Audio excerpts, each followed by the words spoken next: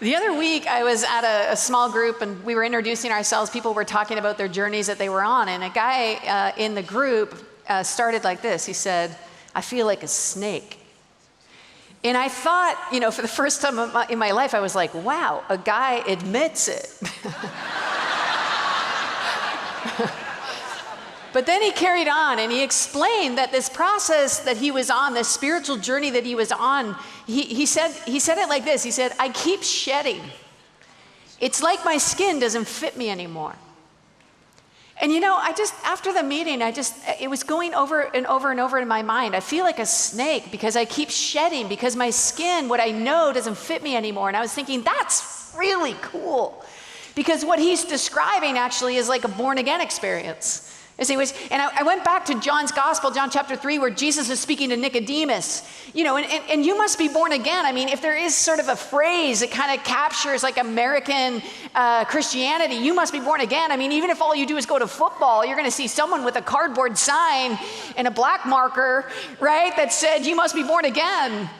And even when people ask you, what kind of Christian are you? Are you a born again Christian? We have this this is what it means to follow Jesus. And when I looked back at John chapter 3, I was so interested because Nicodemus, of course, is not a sinner. He's a religious leader.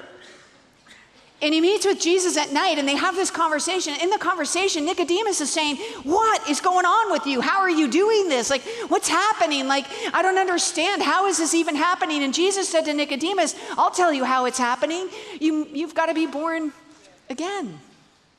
You've got to be born again." But he didn't even just say, "You must be born again" in the singular, which is how we use it all the time. When we ask somebody, like, "When were you born again?" they go back to like 1969, in the moment that they had that first encounter with Jesus. But when Jesus uses it with Nicodemus, it actually is it's in the present tense. It means you must be born again and again and again. And again, and actually, if you start thinking about it, you start following the disciples, you start asking yourself, when exactly were the disciples born again? Or if you were to ask one of the disciples, let's just pick Peter, because he's easy to pick on. We'll just say, "Peter, when were you born again?" And Peter could be like, "Well, there was that time at the Transfiguration. That was pretty enlightening. That was like Jesus, I had no idea he's the Christ. And then there was that time. And then there was a time when I was fishing and Jesus called me out from the shore and I started following him in ministry. And then there was that time after I denied him and Jesus showed up again and said, 'Do you love me? Feed my..." And then there was that time when Jesus died.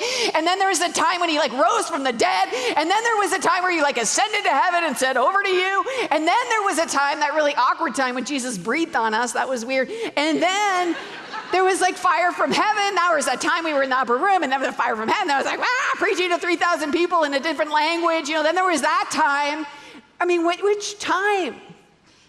Which born again experience would you like? And this is sort of one of the most liberating and exciting things and processes in my own life right now, that there is this experience, this invitation that Jesus gives to his followers, and particularly to religious leaders who come during the night hours to ask Jesus how exactly this works. And Jesus has this great word for us. He says, you must be born again.